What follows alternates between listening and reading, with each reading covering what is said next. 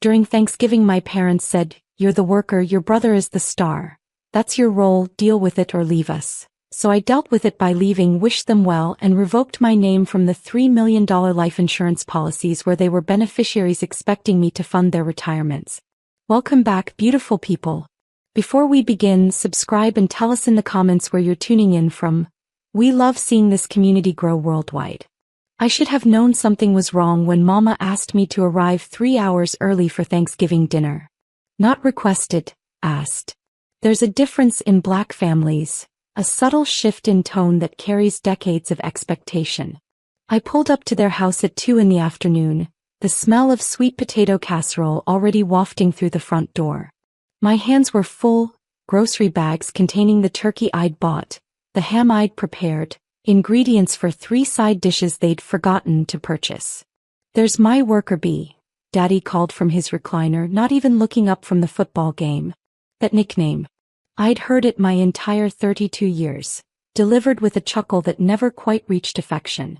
My younger brother Eric had a different name, the Star. And before you ask, yes, the irony of those nicknames would become crystal clear soon enough. I started unpacking in the kitchen while Mama directed me like a general commanding troops. Peel this, chop that, season the other. My sister-in-law Jessica breezed in around 4, kissed Mama on the cheek and poured herself wine. She didn't offer to help. He never did. When Eric finally arrived at 4:30, 30 minutes before dinner, they rolled out a literal red carpet remnant they kept in the garage. I wish I were exaggerating. "The king has arrived," Daddy announced, finally rising from his throne. Eric wore a designer suit that probably cost more than my monthly mortgage payment. He worked in consulting, which as far as I could tell meant taking client lunches and attending conferences. Meanwhile, I'd spent the last decade building my career as a senior operations director, quietly funding family emergencies and covering medical bills nobody mentioned at gatherings. But this Thanksgiving would be different. This would be the day everything changed. Dinner started normally enough, if you could call our family dynamics normal. 23 people crammed around tables, the kids relegated to a folding setup in the hallway. I'd set everything up naturally. Arranged the flowers, positioned the chairs, even printed place cards because Aunt Diane had requested them. I sat between my cousin Terrence and Uncle James, both of whom spent dinner discussing Eric's latest big opportunity. "Tell them about the Dubai deal," Mama prompted, her eyes shining with pride.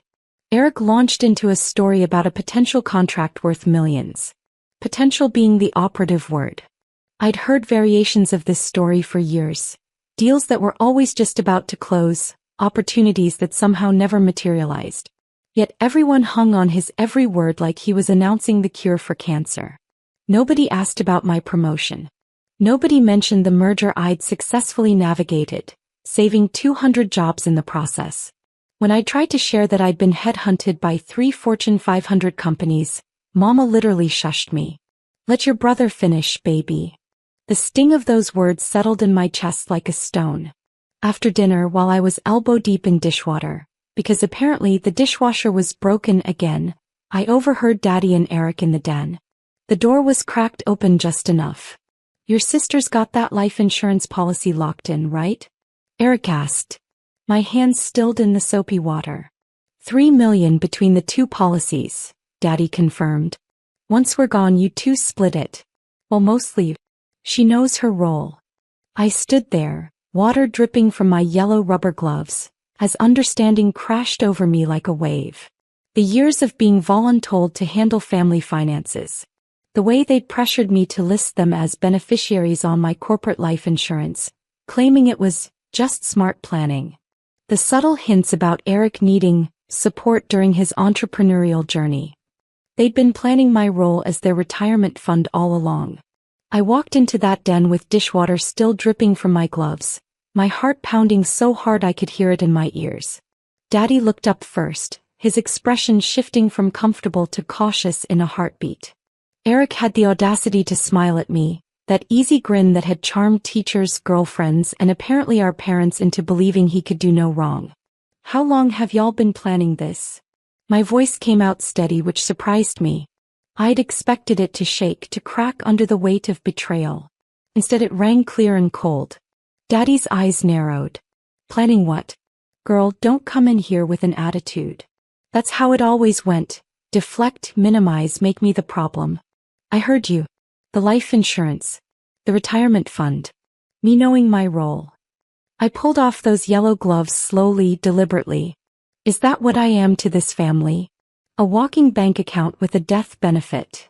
Eric had the decency to look uncomfortable for approximately 3 seconds before recovering. Sis, you're being dramatic. Families help each other. You've always been the responsible one. That's a good thing. Responsible, I repeated, tasting the word like poison. Is that what we're calling it? Mama appeared in the doorway, drawn by the tension like a moth to flame. What's all this commotion? We have guests. Always worried about appearances. Never about feelings. I'm curious, I continued, ignoring her. When exactly did y'all decide that my purpose in this family was to fund everyone else's dreams while mine didn't matter? The silence that followed was deafening. Uncle James poked his head around the corner, then quickly retreated. In the living room, conversation died. Everyone could hear us now, and I realized I didn't care. 32 years of swallowing my feelings, of being the good daughter, the reliable one, the worker bee. Something inside me had finally broken. Or maybe it had finally healed. Mama stepped fully into the den, her face arranged in that expression I'd seen 1,000 times. The one that preceded a lecture about respect, about family loyalty, about knowing my place. You need to lower your voice right now. This is not the time or place for whatever this is. She waved her hand dismissively as if my pain were merely an inconvenience, a social faux pas. Actually, Mama, this is exactly the time. I moved further into the room, claiming space I'd never felt entitled to before. Because I just realized something.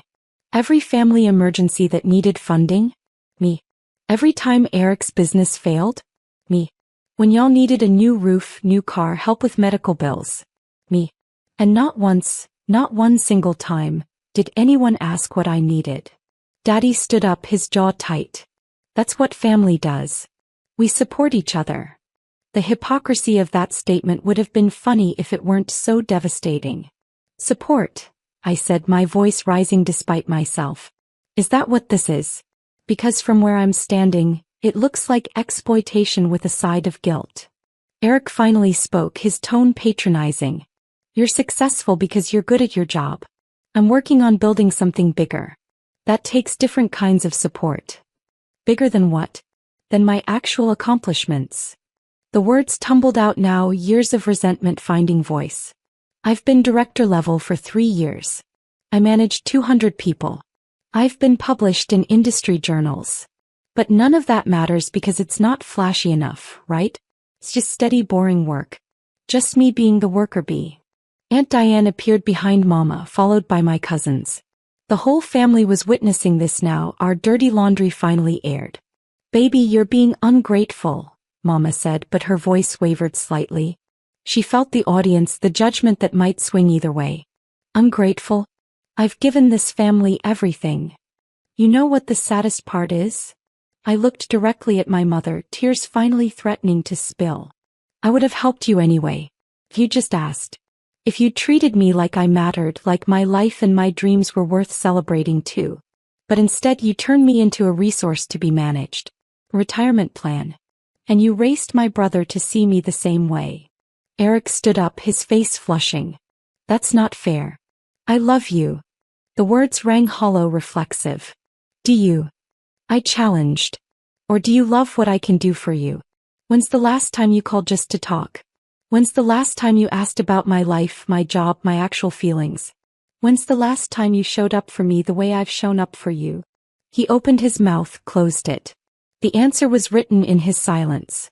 Daddy tried a different approach, his voice taking on that stern, patriarchal tone meant to shut down rebellion.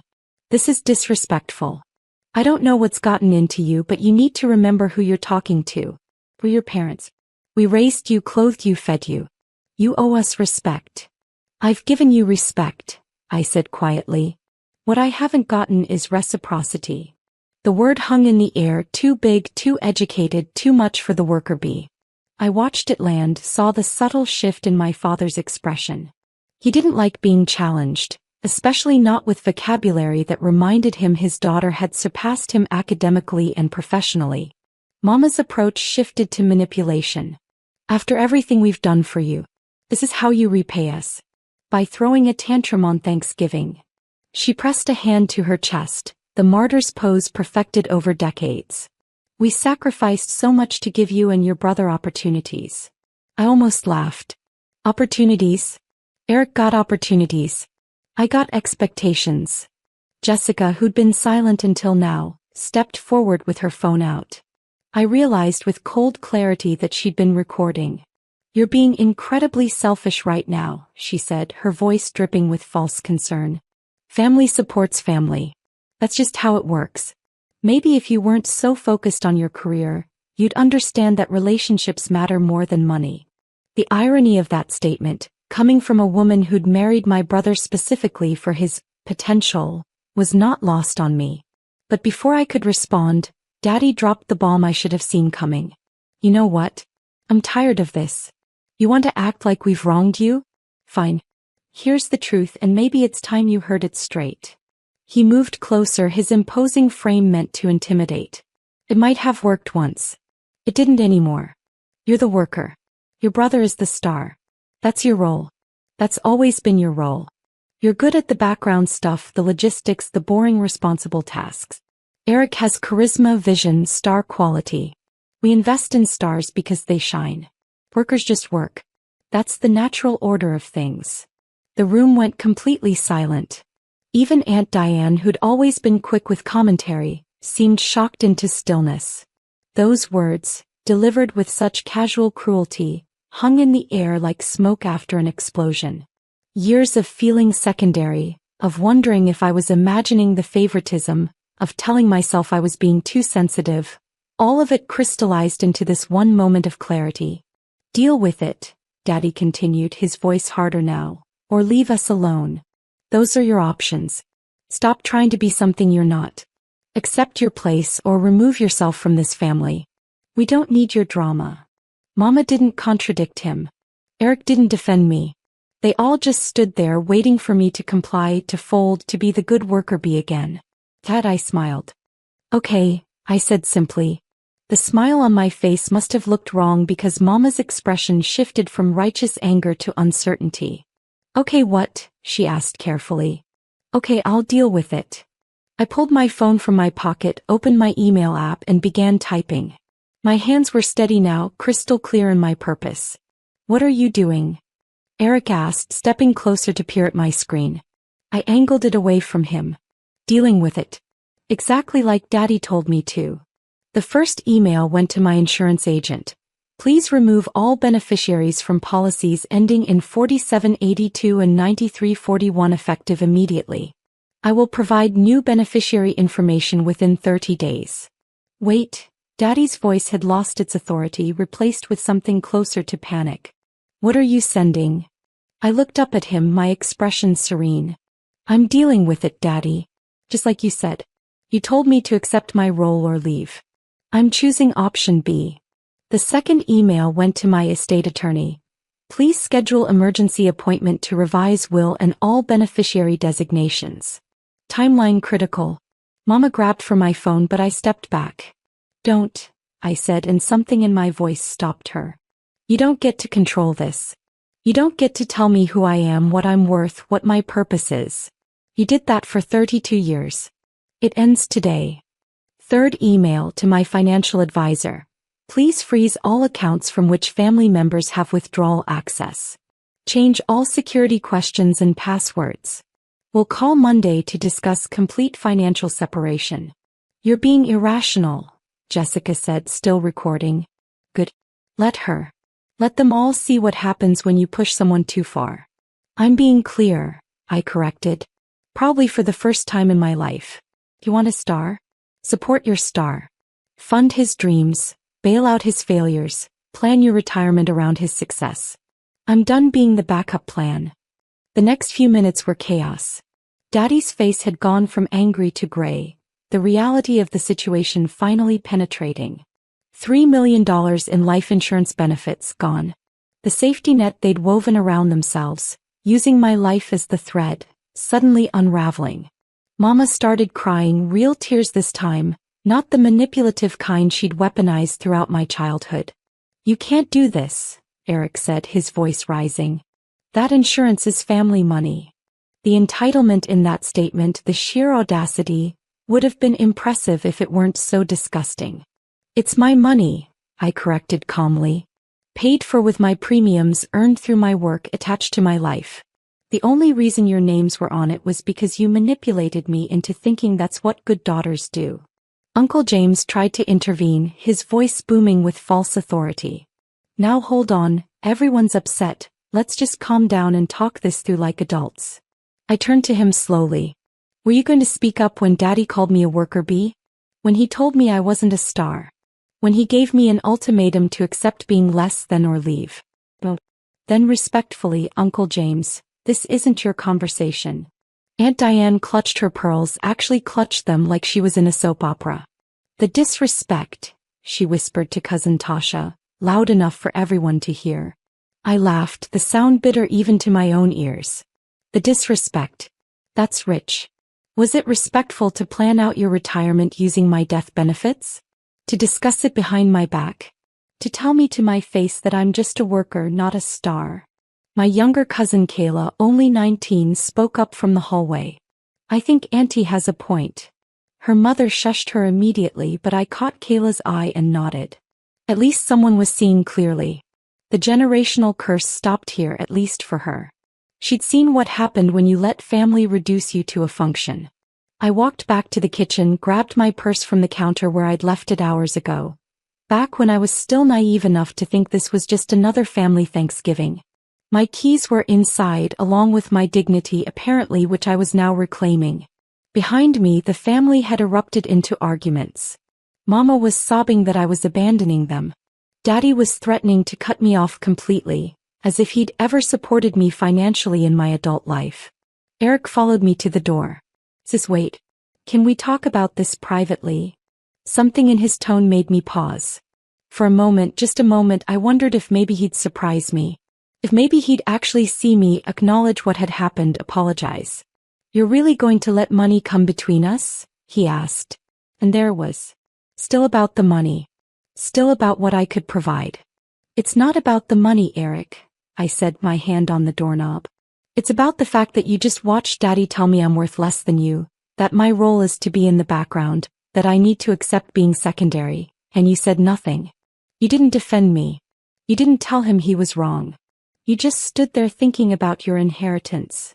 He had the grace to look ashamed, but it was too little too late. I didn't know what to say. It all happened so fast. I shook my head. "You had 32 years to say something. Every time they dismissed my accomplishments.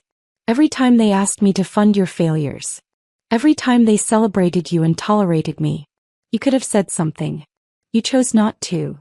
Behind him, I could see the family gathering in the hallway.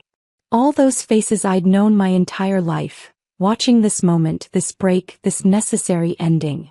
"Where will you go?" Mama called out. "It's Thanksgiving." "Somewhere I'm appreciated," I answered, opening the door. The November air hit my face, cool and clarifying. "Somewhere where I'm not just a function or a backup plan. Somewhere where my accomplishments matter." I stepped onto the porch and Daddy's voice boomed behind me. "You walk out that door and you're not welcome back. You hear me? You're choosing to break this family." I turned back one last time, taking in the scene. My mother, tears streaming down her face but still not understanding what she'd done wrong. My father, arms crossed, pride keeping him rigid even as panic flickered in his eyes. My brother, torn between his loyalty to them and whatever small part of him might actually love me. Jessica, still recording, probably already planning how to spin this story online. "I'm not breaking this family, Daddy. I'm just refusing to let it break me anymore." I looked past him to Aunt Diane, Uncle James, my cousins. "Y'all heard what was said in there. Y'all heard him call me a worker, tell me that's my role, tell me to accept being less than or leave. Remember that when they tell their version of this story.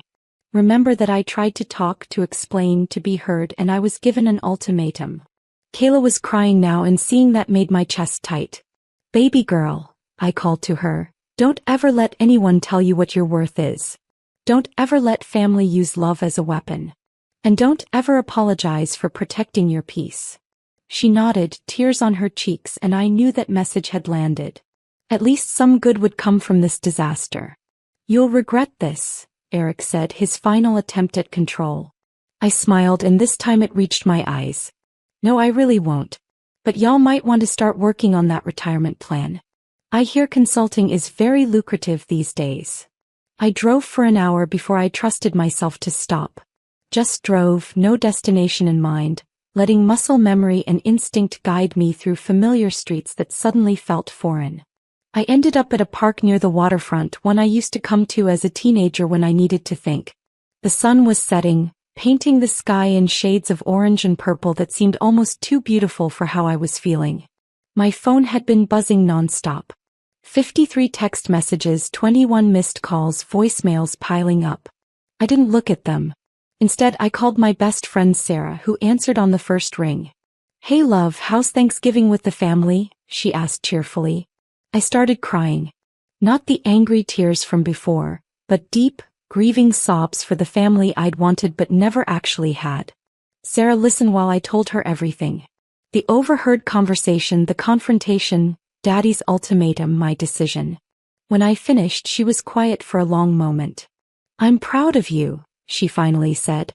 "I know it doesn't feel like it right now, but what you did took incredible courage." She paused. "Where are you?" "I'm coming to get you. I'm at the waterfront park." I watched a family nearby packing up their Thanksgiving picnic, laughing easy with each other in a way my family had never been with me. "I don't know what to do now, Sarah. I just blew up my entire family on Thanksgiving." She snorted. "They blew up the family when they decided you were less valuable than your brother. You just stopped pretending to be okay with it." 20 minutes later, Sarah pulled up with her girlfriend Michelle. They didn't make me talk. Michelle just handed me a container of leftover mac and cheese from their Thanksgiving dinner, and Sarah drove me to their apartment. "You're staying with us tonight," Sarah announced. "Tomorrow we'll figure out next steps. But tonight you just rest." I couldn't sleep. At 2 in the morning I finally opened my phone and started reading the messages. "Mama, how could you do this to us on Thanksgiving? Your father is devastated. You need to apologize. Eric, this is insane. Call me when you're ready to be rational. Jessica, you're going to regret this. Family is everything. Daddy, you're dead to me until you fix this." But there were other messages too. "Cousin Kayla, thank you for saying what needed to be said. You're my hero. Terrence, been there bro. Sometimes family needs to be chosen, not born. You're brave. Even Uncle James, surprisingly, your daddy was wrong. I should have said something. I'm sorry." Those messages cracked something open in my chest that had been frozen solid for years. Then there was the message from Aunt Patricia, Mama's sister who'd moved across the country 15 years ago after her own falling out with the family. "Your mama just called me crying about how you've gone crazy. Want to know what I told her? I said maybe you've finally gone sane. I've watched them treat you like an ATM machine your whole life. I'm proud of you. Call me when you're ready. Let me tell you some stories about your mama you might find illuminating." The next morning my estate attorney called back. "I've reviewed your requests. We can have everything revised by Tuesday. But I have to ask, are you sure about this? Family dynamics are complex. Sometimes people reconcile." I thought about Daddy's face when he'd called me a worker. Mama's silence. Eric's entitlement. "I'm sure," I said. "Even if we reconcile, which I doubt, they need to understand that my life isn't their backup plan." "Fair enough," she said. "For the record, I've been doing this for 23 years. This is the right call. I've seen too many families destroy each other over money they felt entitled to. You're protecting yourself and there's nothing wrong with that." I scheduled meetings with my financial advisor and insurance agent for Monday. This weekend I would grieve. Monday I would build. The coffee shop near my new apartment became my sanctuary. Every Sunday morning I'd sit by the window, journal open, watching the city wake up around me. It had been 6 months since that Thanksgiving, 6 months since I'd walked away from the only family I'd ever known. 6 months since I'd chosen myself. The aftermath had been brutal. Daddy made good on his threat. I was uninvited from Christmas, from Sunday dinners, from the family group chat. Mama sent periodic guilt-trippy messages about how I'd broken her heart, how she didn't understand what she'd done wrong. Eric tried the sibling loyalty approach for a while before giving up. Jessica posted vague social media rants about ungrateful people that everyone knew were about me. The family had closed ranks and I was the villain in their story. But other things happened too. Aunt Patricia and I talked every week now. She told me stories about growing up with Mama, about the favoritism their mother had shown their brother, about how generational trauma gets passed down like heirlooms. I visited her last month, spent a week in her city, and felt more at home than I ever had with my immediate family. Kayla called me regularly. She'd started therapy, was working through her own family issues, setting boundaries. "You showed me it was possible," she said. "I got a new job offer. Chief Operations Officer at a healthcare company, significant pay increase, actual work-life balance." During the interview, when they asked about my greatest professional accomplishment, I talked about the merger I'd navigated. The one my family had never let me finish explaining. They were impressed. I accepted the position. On my first day, my new team threw me a welcome party. My boss gave a speech about how excited they were to have a true star on their team. I cried in the bathroom for 10 minutes. Sarah helped me buy a condo. My name only on the deed, no family access to any accounts. Michelle helped me decorate it, turning it into a space that felt like me. Not like the role I'd been assigned, but like the person I actually was.